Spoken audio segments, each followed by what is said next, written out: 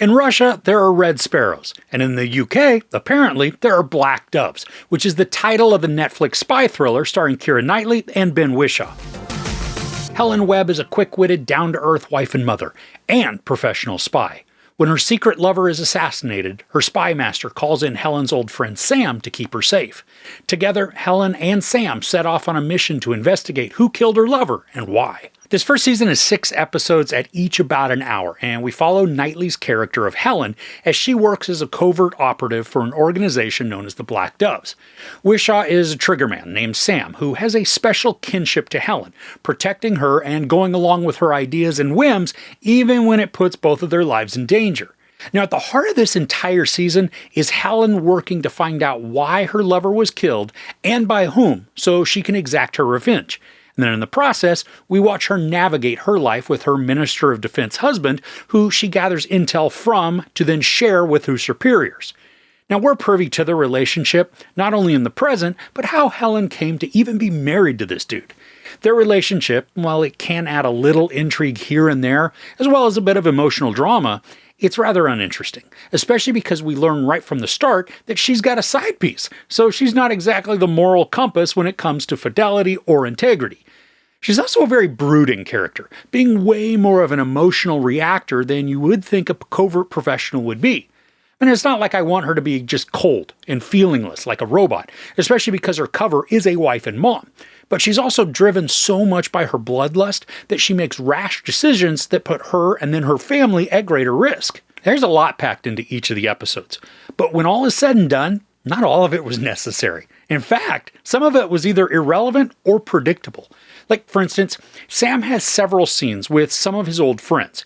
Outside of sharing just a tiny bit of his backstory, the interactions don't provide any greater context for the characters or his actions. Truthfully, the same info on Sam's past, it's already established through conversations that he has with Helen, making the friend conversations even more tiresome. And there's also this storyline that involves a staff member of Helen's husband. And this character's whole being is just telegraphed miles before the supposed reveal. Like, it was meant to be a surprise or a shock to us, but every scene gives it away, removing any even mild suspense. There are also quite a few flashbacks with Helen and her lover, but they're almost all identical, replaying longing looks or intimate caresses that just don't further the story. Not all of them are repetitive or useless, but the majority feel more like time wasters or padding. Now, at first, I also thought that the massive focus on Sam's former relationship was a story distraction just like those other things. But what his relational complications did for the character and the story was to make Sam a more sympathetic character. As an assassin, he's not really viewed as a good guy. I mean, he can be an anti-hero, but he's a killer. So just like Helen, he's not the straight edge of morality.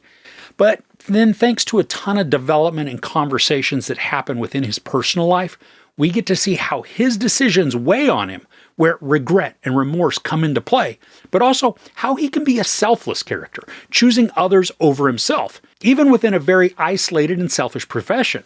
It was difficult to root for Helen, but not at all for Sam.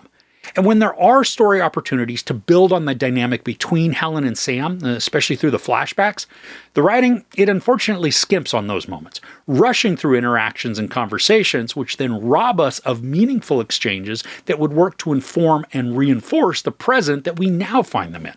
Now, there were some looks or small sentences that Sam would say to Helen, inferring this deep connection, but through the flashbacks that we watch play out, there isn't much shown to support it. I'm not saying the story is completely devoid of these instances, but they are rare. Amongst the other various characters we meet within the show, another standout is Williams, another assassin who's played by Ella Lily Highland. Now, she's droll, with basically zero filter, but her timing and dialogue delivery make her such a fun addition to the chaos of all that goes on. I loved her dry snark, especially as she's brushing something off that's more than likely creating a huge amount of pain for her. And her dynamic with Sam, it's spectacular, creating this sister and brother type of riffing, but one that's extremely dysfunctional and very violent. Now, as I'd mentioned, there are several arcs the storyline has playing out, and while they do all converge to provide a conclusion, one of them feels like it comes out of nowhere, almost like a mulligan the story threw in to get itself out of a convoluted mess. The resolution just all of a sudden escalates into a scenario that felt very far-fetched, even for this make-believe world that the show was created. I mean, the complications that this arc contains, it does add violent entertainment and it adds action to the production, but it also comes about like a Hail Mary, meant to rescue the narrative from floundering and then drowning in its own mired mess. The Cloak and Dagger in the first 4 to 5 episodes, it's sometimes drawn out and it can feel repetitive, but at least it also felt somewhat grounded and creates intrigue. Saying that though, it did take about 3 episodes for the show to really gel, and that's half the show. I mean, I loved it when a character would get into a tight spot and had to either fight their way out or figure out some scheme to escape. And when the fights occurred, these were choreographed well. I enjoyed watching Knightley pummel it out in close quarters with an enemy. She has quick moves, and the camera didn't perform a ridiculous amount of cutting away, so we could actually watch the punches and the blocks land. Now, even though I have listed many negatives or shortcomings for the series, I was still engaged with it and I was enjoying the ride. The mystery was enough that I wanted to find out who was behind all that was going on and the motive why. Plus, the action, it was exciting when it was present, and thanks to some heartfelt conversations had by Ben Whishaw, there's also an emotional heft that's placed on the character and his storyline. And while Helen isn't sympathetic or even endearing, Knightley executes her action sequences with ease and convincingly portrays an individual who's more of a mask and shell rather than one that anybody knows intimately. The storylines are convoluted, and while complexity can add intrigue, here the intersecting arcs create distractions that aren't clever misdirections. Instead, they're red herrings that detract from the overall enjoyment and pacing. And for a series about spies, there's very little spycraft, instead focusing on relational drama and angsty brooding just to propel the plot.